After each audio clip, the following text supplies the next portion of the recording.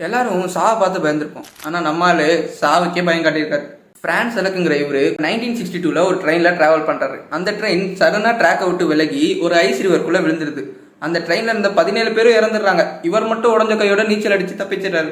And இது நடந்த next year ஊர்ல இருக்கிற இவங்க அம்மாவுக்கு உடம்பு சரியில்லைன்னு சொல்லி இவர் ஃபர்ஸ்ட் டைம் ஒரு ஃபிளைட்ல ஏறி போறாரு. அந்த ஃபிளைட்டோட டோர் மிட் ஏர்லயே டேமேஜ் ஆயிருது. இவர் அந்த டோர் வழியா பறந்து போய் ஒரு ஏர்ஸ்டாக் மேல விழுந்து உயிர் தப்பிச்சிடாரு. ஆனா அவர் வந்து அந்த ஃபிளைட்டு ஒரு மலை மேல மோதி அதுல வந்து 19 பேர் இறந்து போறாங்க. தென் 3 வருஷம் கழிச்சு இவர் 1966ல ஒரு பஸ்ல டிராவல் பண்றாரு. அந்த பஸ் ஆக்சிடென்ட் ஆகி ஒரு ரிவருக்குள்ள விழுந்துருது. அதுல 4 பேர் செத்துடுறாங்க. தலைவர் மட்டும் மறுபடியும் நீச்சல் அடிச்சு தப்பிச்சிடாரு.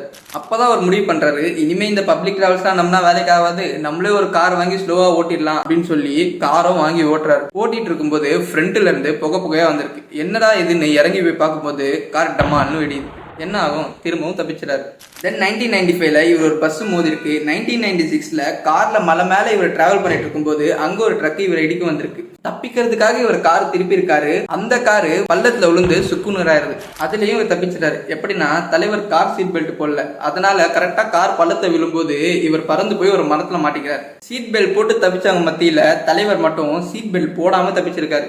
இவரோட வாழ்க்கையில இவ்வளவு கெட்ட விஷயம் நடந்ததுக்கு அப்புறம் 2003ல இவர் $1 மில்லியன் ஒரு லாட்டரி வின் பண்றாரு. அதனாலதான் இவரை வேர்ல்டு லக்கியஸ்ட் அன்லக்கி மேன் சொல்றாங்க.